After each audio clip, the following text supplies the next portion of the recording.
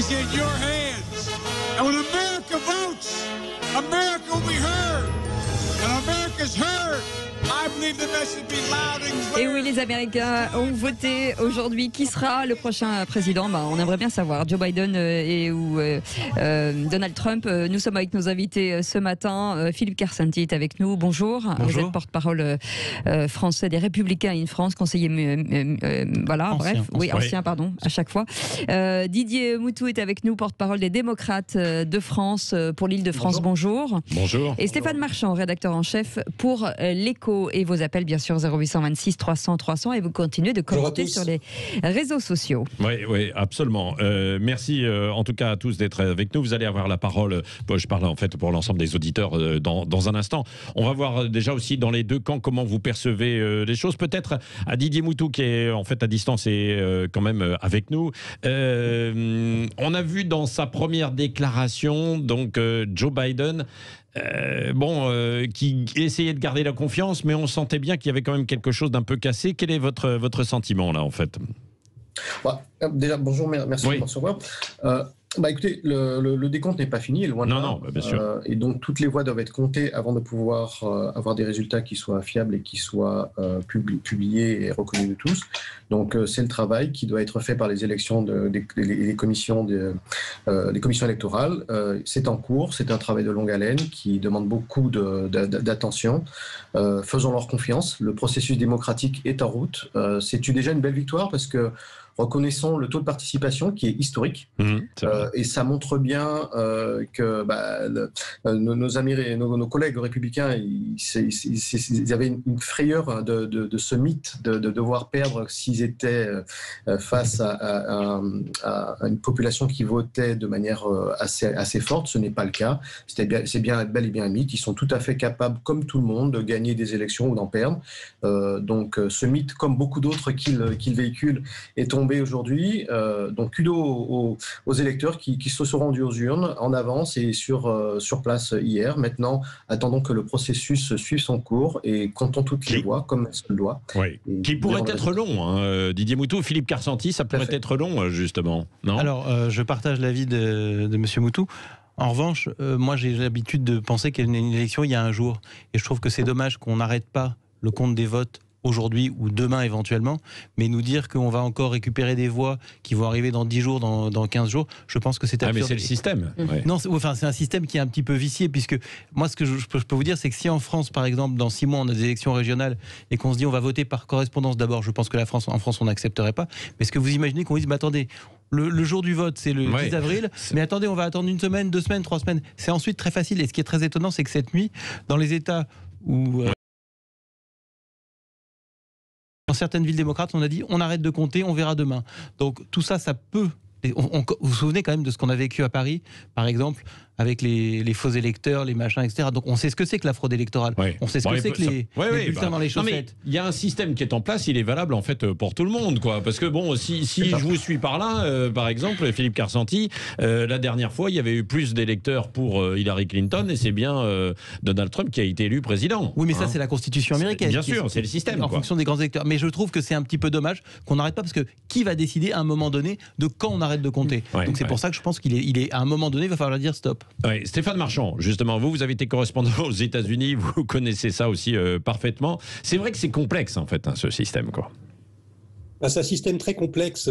Déjà parce que ça n'est pas une élection au suffrage universel comme chez nous en France, c'est État par État, et chaque État a un nombre de grands électeurs, et c'est le candidat qui franchit la barre des 270 grands électeurs qui est élu. Donc ça, c'est déjà un peu compliqué à comprendre. Ça résulte du fait que l'Amérique s'est construite par immigration, par des gens qui fuyaient les monarchies, les dictatures et l'oppression.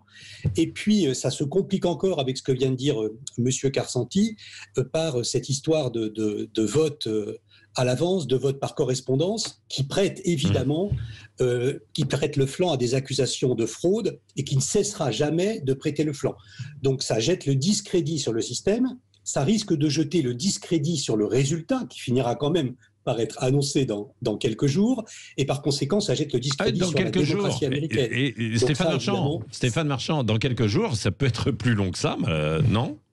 Le nombre de jours peut être égal à 10, à 15, à 20, c'est vrai. Oui, c'est vrai. On n'a aucune idée précise là-dessus. Ouais. Quant à ce que disait M. Karsanti sur le fait de cesser de compter, bon, lui, il est dans le camp républicain, donc on a entendu Donald Trump suggérer d'arrêter de compter partout, sauf en Arizona, où il est absolument furieux d'être détrôné par les démocrates.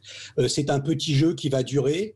Tout ça augure assez mal de l'ambiance qui va résulter après l'annonce du résultat final. Ouais. Allez, on poursuit dans un instant avec vous, Didier Moutou, porte-parole des démocrates de France, Philippe Karsanti, donc pour les Républicains, et Stéphane Marchand, vous, rédacteur en chef de Pour l'Écho. Pour l'Écho, je signale au passage, qui s'intéresse à l'économie, certes aussi des États-Unis, mais également à d'autres sujets. C'est toujours très très bien fait avec de bons dossiers et extrêmement didactiques. Allez, on se retrouve dans un instant. Et vous, commande, il y a le numéro de téléphone. 0826 300 300, vous appelez bien sûr et vous commentez sur les réseaux sociaux. Pour l'instant, j'ai fait faire un petit vote. Oui. Pour l'instant, c'est largement Donald Trump que les Français préfèrent. Plus de 60%.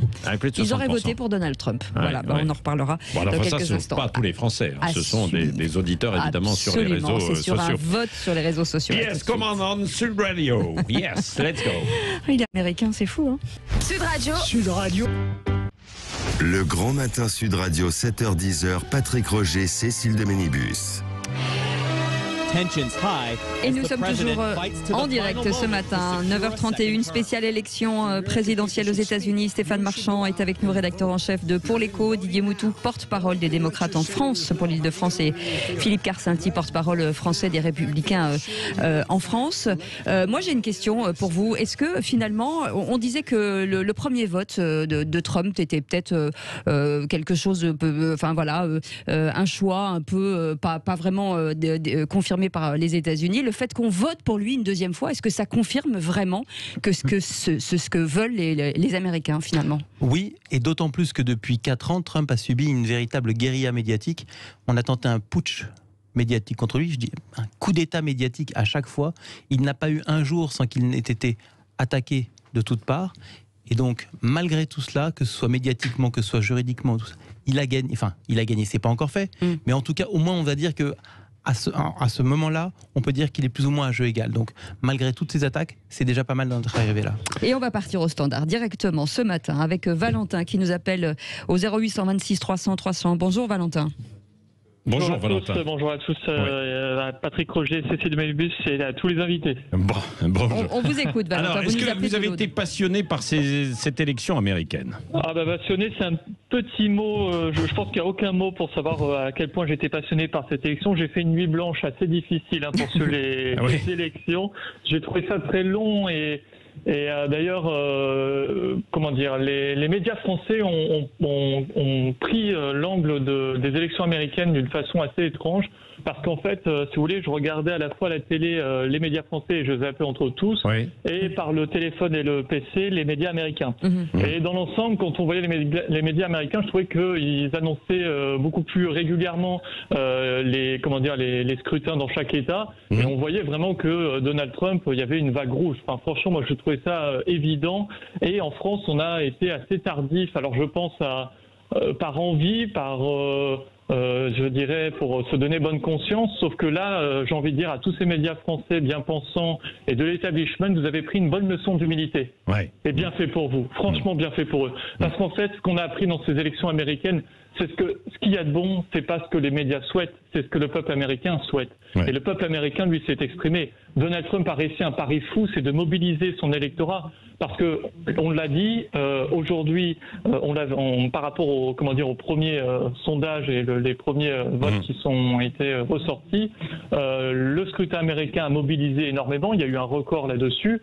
Et que ce soit dans le camp démocrate ou dans le camp républicain, en termes de voix, chacun a fait beaucoup plus qu'il y a 4 ans. Et c'est d'ailleurs peut-être pour ça aussi que pour Trump, ces fameux swing states, moi je pensais qu'il y en avait 4 qui allaient être décisifs, le Texas et la Floride, qui lui ont été donnés, et largement d'ailleurs.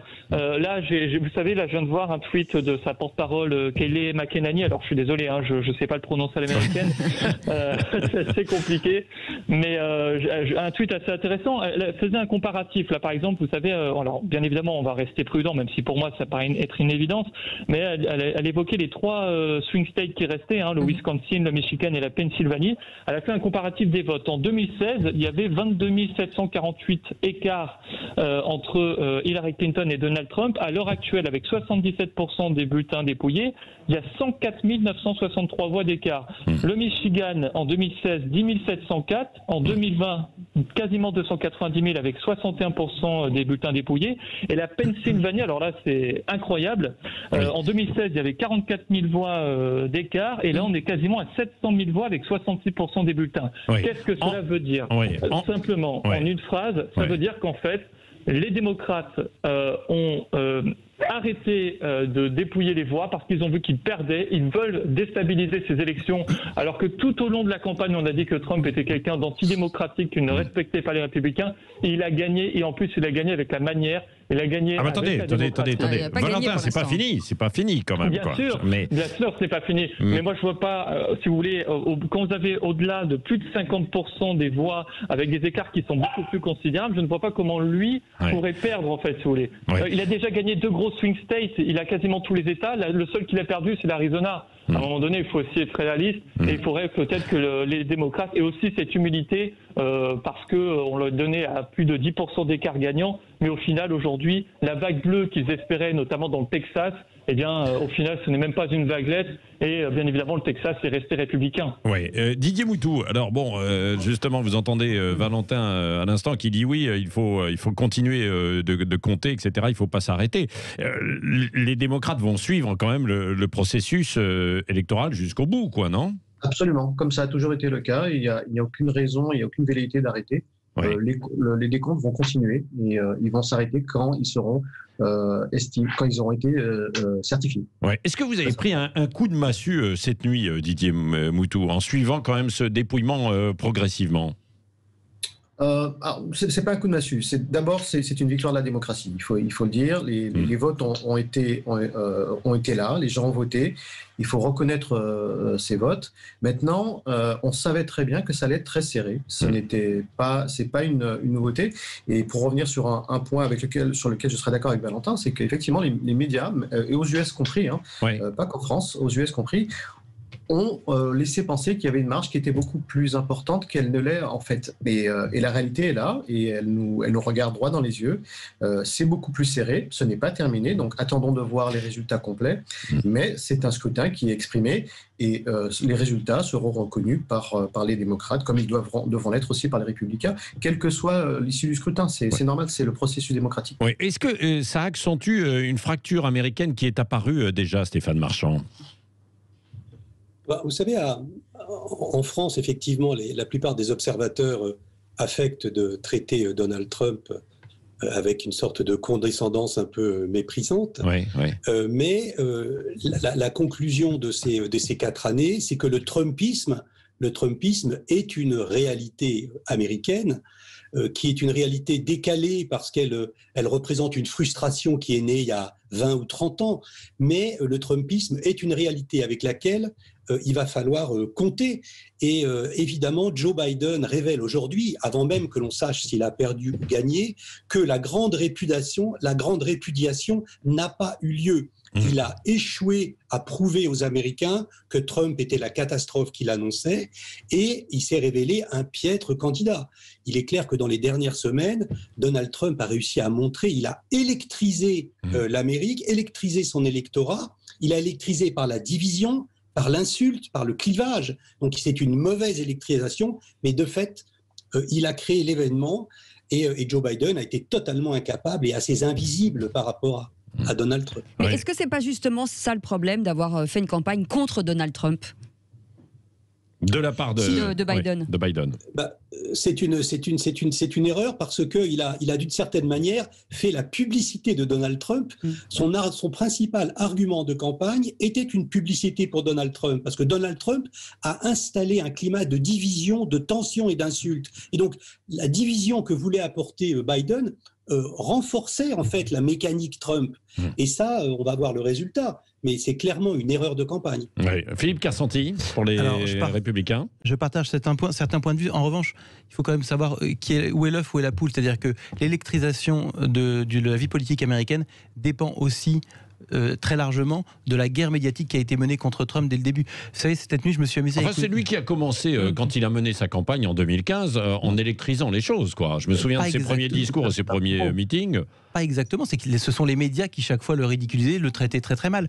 Regardez, cette nuit j'écoutais CNN. CNN, au lieu de dire les démocrates mènent dans tel état ou dans tel état, disait nous menons, oui, nous menons. Alors oui, là c'est bon pour nous, là c'est pas. De quoi on parle, quoi. Normalement on est censé avoir des médias. Mais même Fox News était. J'ai vu André Berkoff qui va y revenir ce midi, entre midi et 14h, disait même Fox News a basculé quasiment dans le camp démocrate. Pourquoi? Qu'est-ce qui... Non, mais c'est contraire. Vous savez, il y a une caricature en France. Fox News, c'est une chaîne républicaine. Non, Fox News est beaucoup plus équilibré. C'est CNN qui est une chaîne de propagande. Il faut comprendre que CNN, ce que c'est, quand vous regardez CNN, c'est comme si vous regardiez une télévision qui serait dirigée par le trio Jadot, Hamon, Mélenchon. Et c'est ça qui est très important. Et je voudrais rajouter un truc très important. C'est, vous avez des électeurs de Trump qui sont caricaturés depuis des années et des années. Vous voyez à la télévision toujours des types un peu gros, avec des flingues dans la poche, un peu incultes. Moi, mes amis d'Harvard et de Stanford, ils votent Trump. C'est ça qu'il faut bien comprendre. Mes amis d'Harvard et Stanford, pourquoi non strict, mais parce qu'ils sont pro-business, parce qu'ils sont incarnent les valeurs.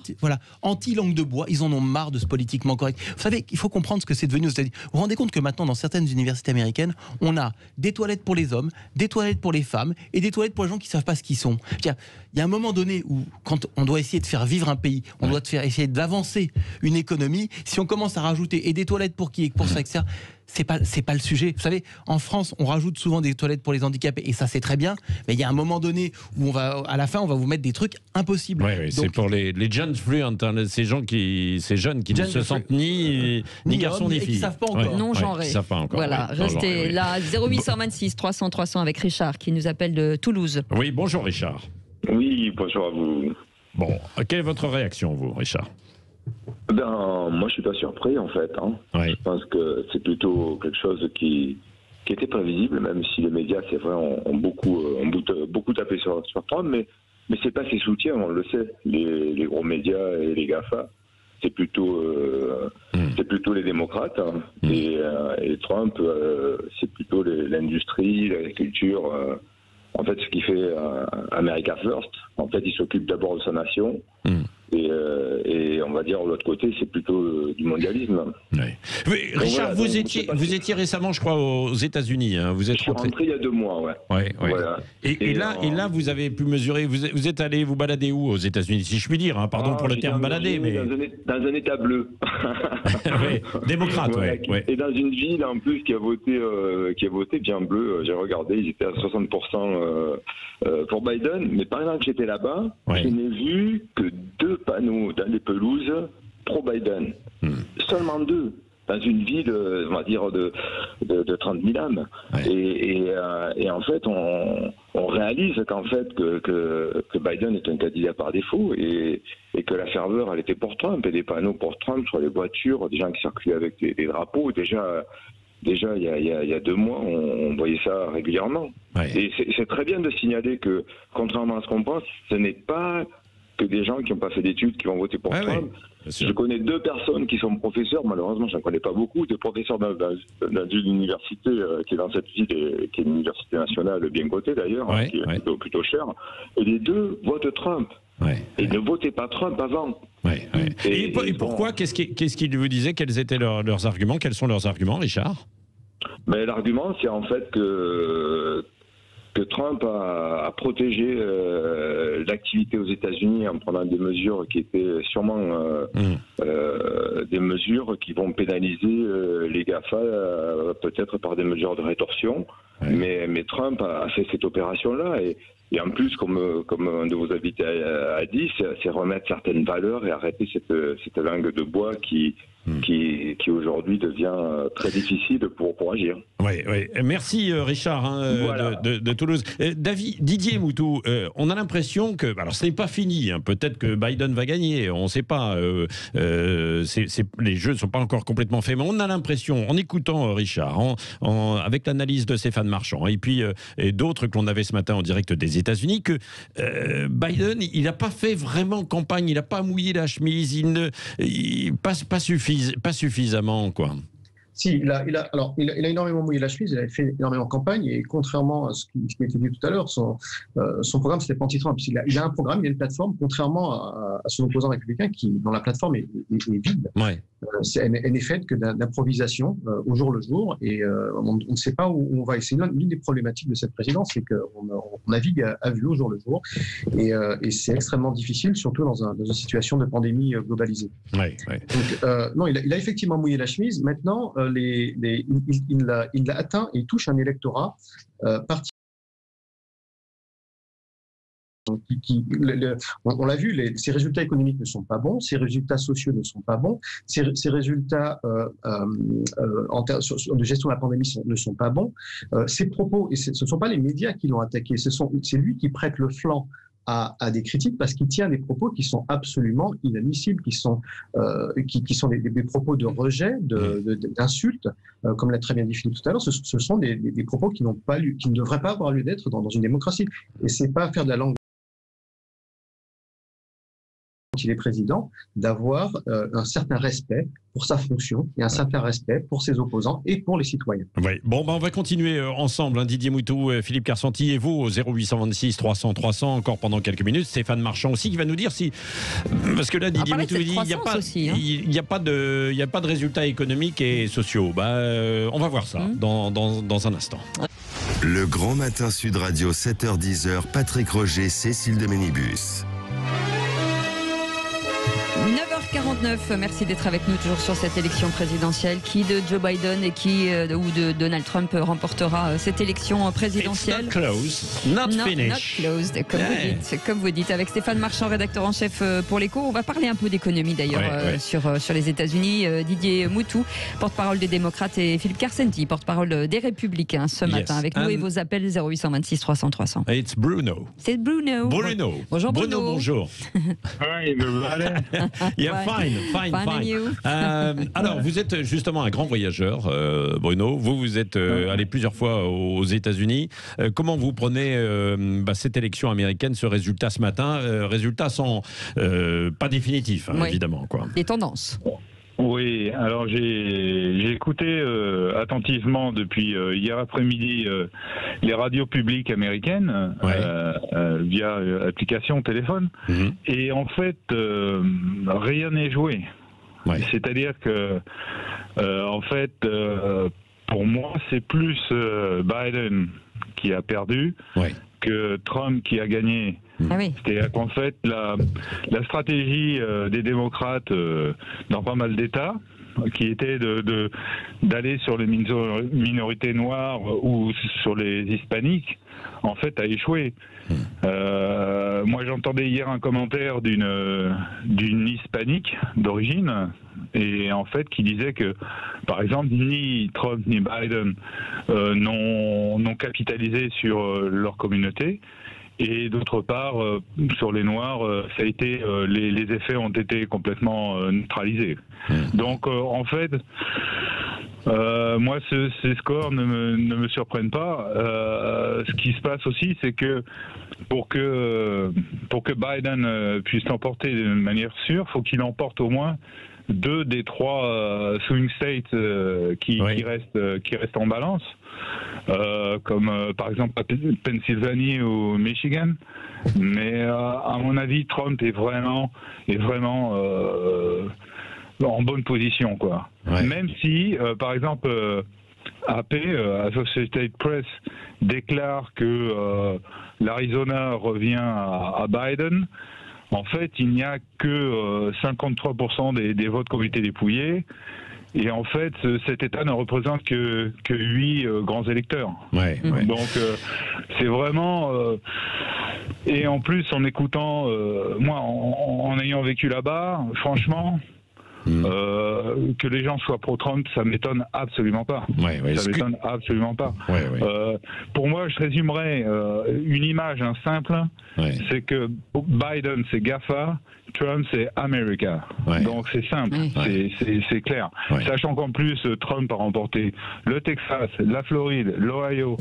Ce sont des gros États qui comptent. Et à mon avis, Biden, il a beau avoir fait un petit meeting, son dernier meeting dans sa petite ville